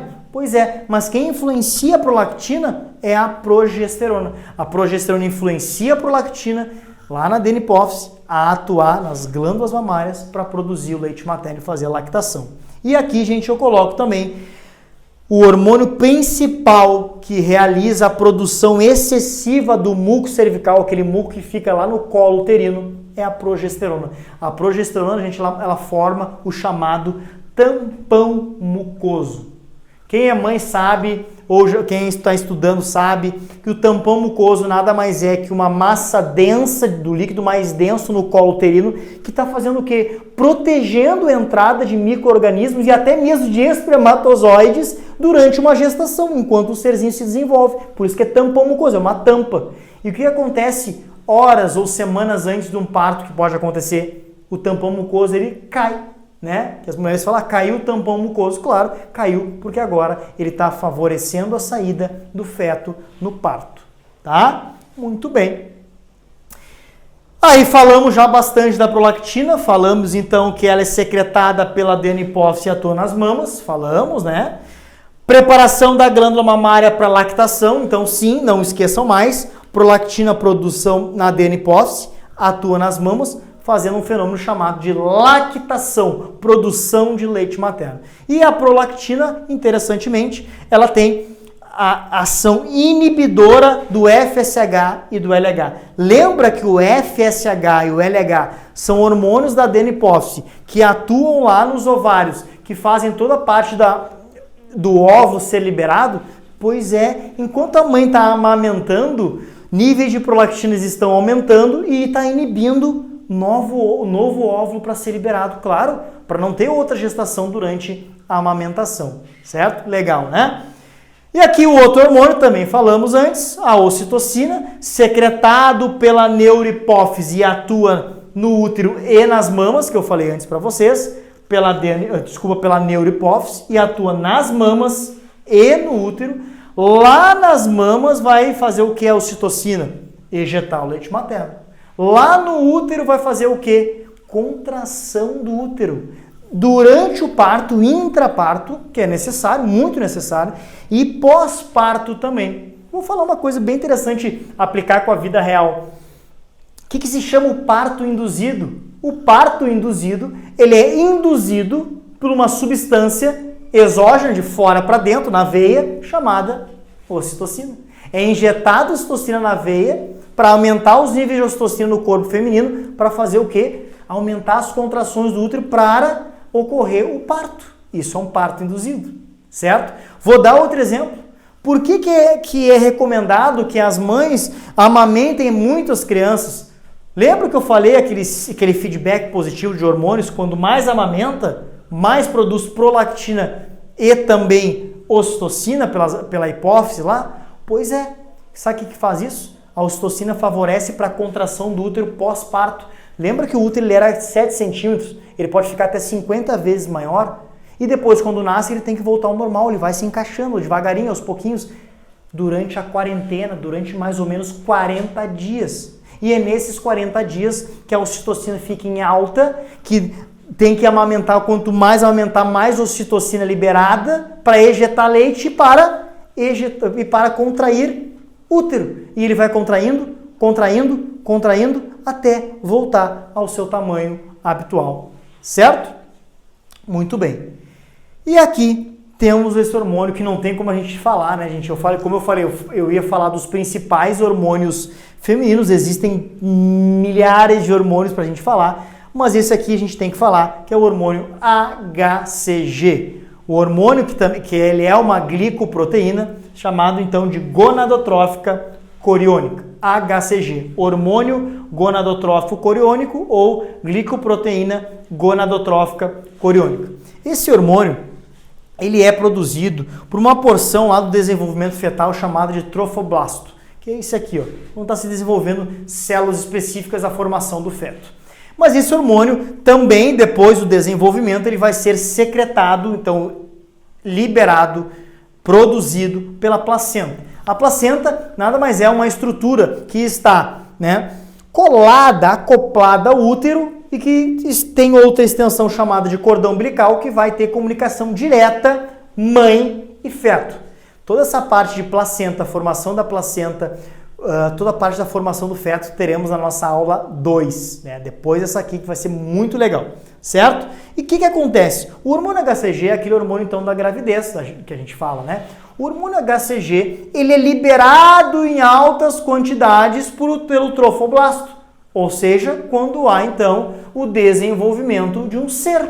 Por isso, então, que lhe é coletado sangue ou urina, né, para saber se realmente está grávida, né, gestante, e aí o HCG está em alta quando vai se coletar quando está gestante. Significa, então, que há um serzinho se desenvolvendo, sim, a mulher está gestante. Mas também quero salientar que é bem importante, HCG em alta não só significa gravidez, certo? Tem estudos que mostram mulheres que apresentaram o HCG em alta, o hormônio gonadotrófico coriônico em alta, e elas não estavam grávidas. Sabe o que aconteceu?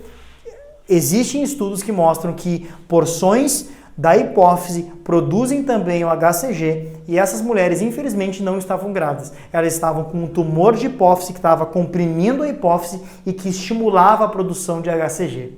E aí, aparecia nos exames o HCG em alta, supostamente estariam grávidas, elas não estavam grávidas, elas estavam com tumores cerebrais, certo? Pela alta do HCG demonstrada.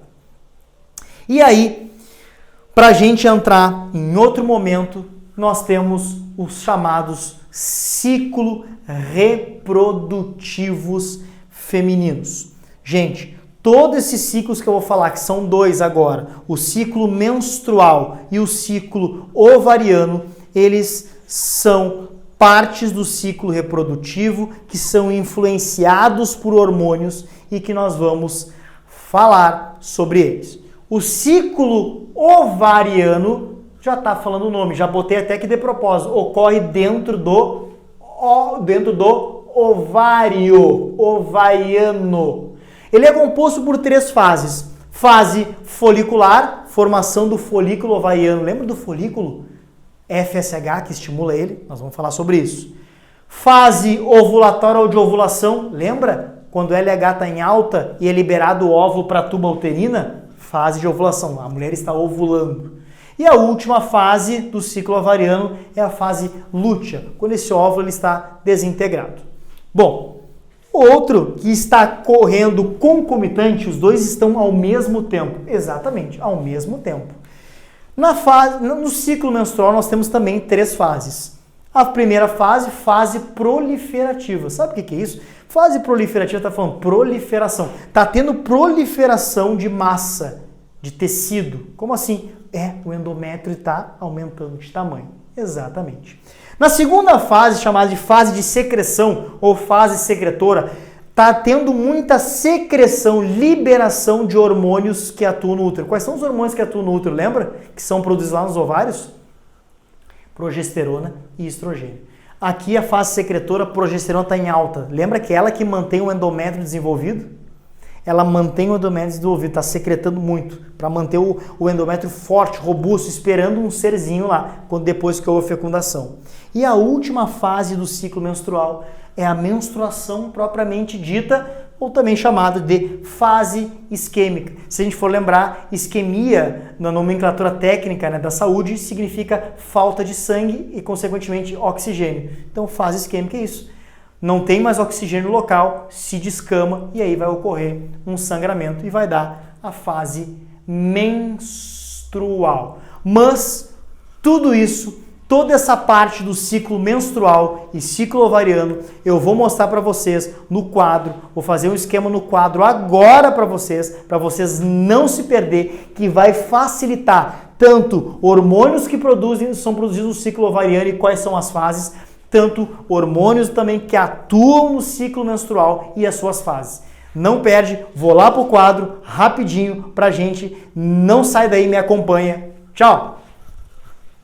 Muito bem, pessoal, eu falei para vocês que a gente ia fazer um esquema no quadro. Esse esqueminha aqui que a gente faz é para facilitar o nosso aprendizado. Bom, lembra que eu falei no final ali do slide do ciclo menstrual e ciclo ovariano, que são os 2 ciclos reprodutivos da mulher? Pois é, vamos lá agora desse esqueminha fácil para que a gente consiga aprender e absorver. Bom, primeira coisa eu tenho que dizer, eu falar alguns pontos antes de falar do ciclo propriamente dito. Ciclo menstrual e ciclo ovariano estão ocorrendo exatamente ao mesmo tempo. Ciclo menstrual ocorre ao mesmo tempo do ciclo ovariano, certo? Os 2 ciclos compreendem, então, um período exato de 28 dias. Ah, mas eu menstruo mais, mas eu menstruo menos de 20 dias, enfim, não importa. Nós estamos falando de modo geral que um ciclo reprodutivo no geral feminino compreende 28 dias. Aqui estão os dias 1, 7, 14, 21 e 28. E aqui também, reparem, ó, 1, 7, 14, 21 e 28, certo? Outra coisa que eu quero falar antes de começar, propriamente dito, que ciclo menstrual, lembra lá, está ocorrendo onde? Está ocorrendo naquela pera invertida, lembra? Está ocorrendo no útero, certo? Muito importante. O ciclo ovariano, também agora pelo nome, fácil, está ocorrendo aonde? Está ocorrendo no ovário direito ou ovário esquerdo. Então, ovário, certo? Então vamos lá. Ciclo menstrual está ocorrendo dentro do útero, ciclo ovariano está ocorrendo no ovário. Bora lá, ao mesmo tempo. Vamos começar aqui no ciclo ovariano. Eu vou falando algumas coisas, do menstrual também, mas vamos lá, vem comigo, bora lá. No ciclo ovariano, então, lembra que eu falei que tem dois hormônios que atuam nos ovários? Lembra deles? FSH e LH. Esses dois hormônios, chamados hormônios gonadotróficos, eles são produzidos pela adenohipófise aqui no cérebro, uma pequena glândula aqui no cérebro, e através da corrente sanguínea eles vão até onde? Até os ovários para atuar. Bom, pois bem, este ciclo, então, ovariano, ele é dividido em 3 fases: fase folicular, fase de ovulação ou ovulatória e fase lútea. E aí, este ciclo, então, os hormônios que atuam nesse ciclo é o FSH e LH. Vamos falar aqui, então, junto, para que a gente entenda. Repare, eu falei para vocês que desde o nascimento as mulheres já começam, então, já tem um número X de de óvulos, que são por volta de 300 mil, porém, de 50 a 100 mil somente durante a vida, que vão amadurecer, que vão fazer todo esse processo aqui. Repare, na fase folicular tem que lembrar de folículo, e folículo a gente lembra de pele, membrana. Pois é, olha só que interessante. Ovócito 1, ovócito 2, ovócito 3. O que está acontecendo? Existe um desenvolvimento de um folículo, de uma membrana, na volta daquele óvulo até ele se desenvolver, certo? Ovócitos, lembra que eu falei ali nos slides que ovócito nada mais é do que o óvulo em desenvolvimento? Ovócito 1, ovócito 2, ovócito 3. Quanto maior, ele vai mais se evoluindo. Aqui ele já tem quantidade significativa de água, por exemplo, já tem uma membrana bem formada. Então é na fase folicular que o ovócito se desenvolve, certo? O ovócito é aquele óvulo ainda não desenvolvido, que está formando uma película protetora na volta dele, está amadurecendo. E olha qual é o hormônio que está em alta na fase folicular. FSH, porque barbada, olha o nome dele, folículo estimulante. Ele estimula o folículo, ele estimula a membrana a formar, por isso que fase folicular, certo? Isso dura em média aí de até 12, 13 dias, e aí quando sim o folículo ovariano está bem maduro, bem formado, chamamos agora que é o folículo de Graafi ou de Greffi, como tu quiseres.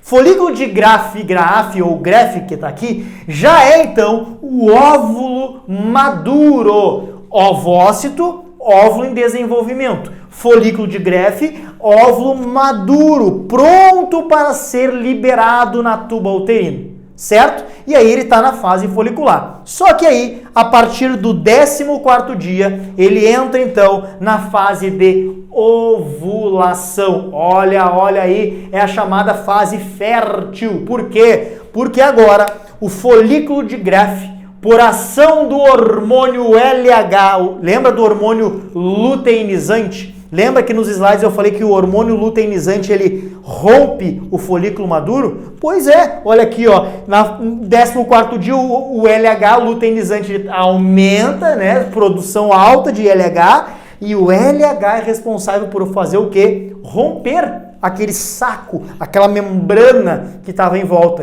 que é o folículo de Graafi. E quando rompe, quem é que é liberado lá de dentro? O óvulo. O óvulo é liberado, por isso que a fase chama-se de ovulação, do período fértil. E ele é liberado para onde esse óvulo? Para a tuba uterina. E aí, lá na tuba uterina, ele vai esperar o momento, se houver, né, a fecundação, esperando o espermatozoide. Certo? Bom, continuando aqui, o que acontece? Olha só, rompeu, né, o folículo de Graafi, liberou o óvulo, agora o óvulo já está seguindo o seu caminho lá na tuba uterina, e aí sobra quem? Sobra o próprio, né, a própria membrana, aquele folículo que foi desmontado, quebrado, rompido, né, olha só, sobrando ele, certo? É como se, pensa assim, é como se a gente tivesse um balão, certo? E rompesse esse balão, e aí o que sobrou foi aquele balão estourado, aquela pele do balão lá, aquela película do balão, certo? O que acontece? Olha só, vem aqui comigo. Rompemos esse balão e olha só, tá lá essa membrana sozinha ali esperando, né? E ela continua ali. Quando essa membrana, esse balão rompido, esse folículo rompido, ele se mantém lá, é chamado de corpo lúteo. Enquanto o corpo lúteo está lá, não tem um próximo ciclo ovariano, ele se mantém ali. E aí o que eu quero dizer para vocês é que enquanto uma mulher está gestante, ou seja, lá no útero tem um ser se desenvolvendo, o corpo lúteo se mantém para que não ocorra um novo ciclo ovariano, certo? Mas se não houve, então, não houve uma fecundação, o que acontece? Olha só, o corpo lúteo se mantém aqui e aí passa-se mais uns dias, ele se transforma em corpo albicans, que nada mais é também que lá aquela bexiga lá desintegrada já, os efeitos já, né, do tempo lá que ela ficou parada, rompida, tá se passando, e aí o corpo da mulher reabsorve, se não houve, né, fecundação, e aí inicia-se desde o dia 1 um novo ciclo ovariano lá no dia 1 com FSH em alta e assim por diante, certo? Agora olha aqui, olha só o ciclo menstrual. O ciclo menstrual ele tá aqui, ele ocorre, não esquece, no útero. Se o ciclo ovariano ocorre no ovário, o ciclo menstrual ocorre no útero, certo? Olha lá. Lembra que eu falei que a ação de dois hormônios principais do ciclo menstrual é o estrógeno e a progesterona? Mas lembra que estrógeno e progesterona são produzidos e secretados pelos ovários? Não te perde. A adeno-hipófise produz LH e FSH que atua nos ovários, certo? Progesterona e estrogênio são produzidos pelos ovários, mas atuam no útero. E é aí que vem o ciclo menstrual. O ciclo menstrual, assim como o ciclo ovariano, ele é dividido em 3 fases principais: proliferativa ou de proliferação, secretora ou de secreção e a menstrual ou também isquêmica. Reparem também os dias 1, 7, 14, 21 e 28, que são os dias variáveis de um ciclo menstrual regular, certo? Vamos lá. Repare então, aqui a gente tem como primeira fase a menstrual, mas ela é uma continuação da última, então não te perde aí. Vamos começar pela proliferativa. Olha o nome, fase proliferativa, está proliferando, ou seja, o estrogênio, lembra o estrogênio ou estrógeno, está em alta e ele, lembra que eu falei que ele dá o início, o start no desenvolvimento do endométrio? Isso aqui em vermelho é a camada do endométrio, aquela camada interna, esta camada interna aqui do útero, né? Que ele vai se desenvolvendo. O estrógeno, então, ele dá o início, dá o pontapé inicial desse desenvolvimento, certo? Quando chega próximo dos 14 dias, olha só, há um pico daquele outro hormônio chamado de progesterona, certo? Porque lembra que eu falei que a progesterona é que mantém o endométrio desenvolvido? Pois é, e aí nós vamos para a segunda fase do ciclo menstrual, que é a fase secretora ou de secreção. Por quê? Porque está secretando muito hormônio, muita progesterona, porque é ela que mantém o endométrio grande, robusto, preparado para receber um feto aqui para se desenvolver, o embrião e um feto para se desenvolver, certo? E aí, claro, se houver uma fecundação, houver um feto para se desenvolver aqui, essa progesterona, ela não baixa. Se houver fecundação, essa progesterona se mantém em alta. Ó, vou botar aqui na gestação. Ela se mantém em alta. Por quê? Porque é através dela que o endométrio vai continuar desenvolvendo durante toda a gestação. Enquanto, se tem uma gestação enquanto progesterona está em alta, é ela também que mantém o corpo lúteo lá no ciclo ovariano. Então, olha a importância da função, né, da progesterona, certo? Mas, se não houve fecundação, o que acontece? Níveis de progesterona caem significativamente e aí nós entramos para a terceira e última fase do ciclo menstrual, chamado fase menstrual ou fase da menstruação, ou ainda fase isquêmica. Isquêmica a gente lembra de falta de sangue, falta de oxigênio, né? Por quê? Porque descama o endométrio, é nessa fase aqui então que o endométrio, a parede interna aqui, ela é descamada e aí sim liberada no canal vaginal para o meio externo e aí caracteriza a menstruação. Então, não te perde mais, ciclo menstrual e ciclo ovariano ocorrem ao mesmo tempo nesse período regular de 28 dias e vamos voltar lá para o slide para a gente encerrar essa aula. Bora lá comigo! Muito bem, voltamos ali do quadro, viu só como ficou mais fácil? Aquele esqueminha do quadro é muito legal, né? Fica muito mais fácil. Pois então, como a gente estava falando, para a gente então encerrar ciclo ovariano, a gente viu que ocorre dentro dos ovários e é dividido em 3 fases: folicular, formação do folículo, ovulatório, ovulação, liberado o óvulo para a tuba uterina, e a lútea que se mantém o corpo lúteo, né, aquele corpo lúteo é nada mais é do que aquele óvulo não, aquela casca, aquele folículo desmembrado ali. E o ciclo menstrual, né, que ocorre no útero, certo? Dividido pelas 3 fases: proliferativa, o hormônio estrógeno então em alta, que daí é o início do desenvolvimento do endométrio. A fase secretora, secreção de muita progesterona para se manter o endométrio desenvolvido e esperar, né, o embrião, se caso houver uma fecundação.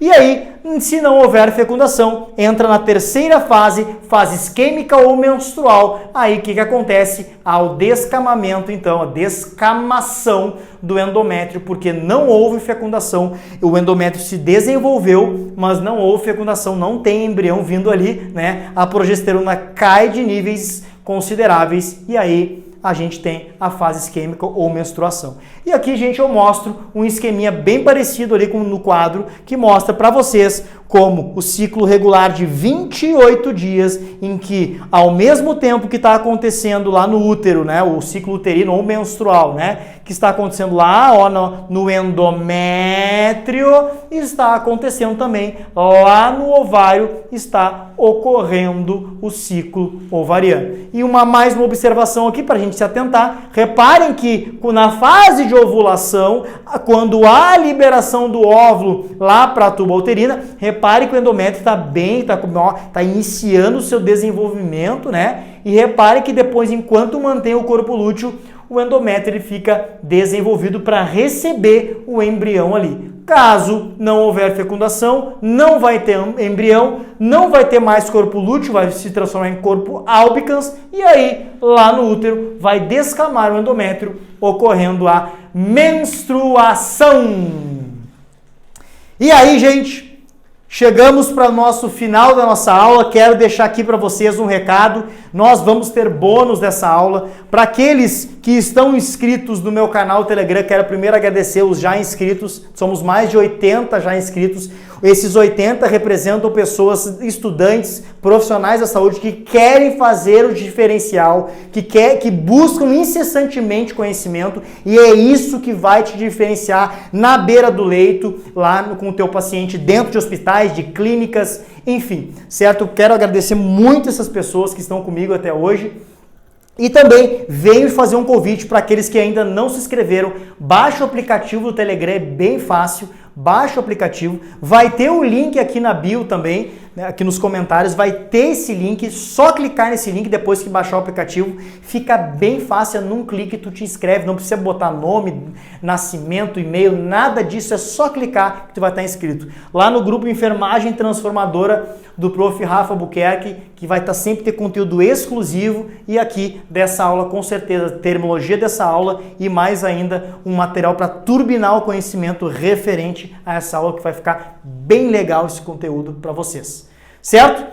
E aí eu encerro agradecendo a companhia, agradecendo quem esteve até o final do vídeo. Muito obrigado pelo tempo de vocês, né? A nossa maior doação é o tempo, e eu quero deixar essa frase para nós: reclamar e lamentar não vão te tirar do lugar. Quero dizer que não adianta a gente lamentar as coisas ruins que estão acontecendo, não adianta a gente reclamar das coisas ruins que estão acontecendo, a gente tem que tomar atitudes, a gente tem que ver o que é melhor para nós e fazer acontecer. Então esse é o meu recado que eu deixo: reclamar, lamentar, tu vai continuar no mesmo lugar que tu tá. Faz diferente, busca conhecimento, melhora o teu profissional. Tu como estudante também, que eu tenho certeza que tu como estudante está te aperfeiçoando e vai te tornar um excelente, um excepcional, um profissional protagonista na enfermagem, certo? Muito obrigado pela companhia.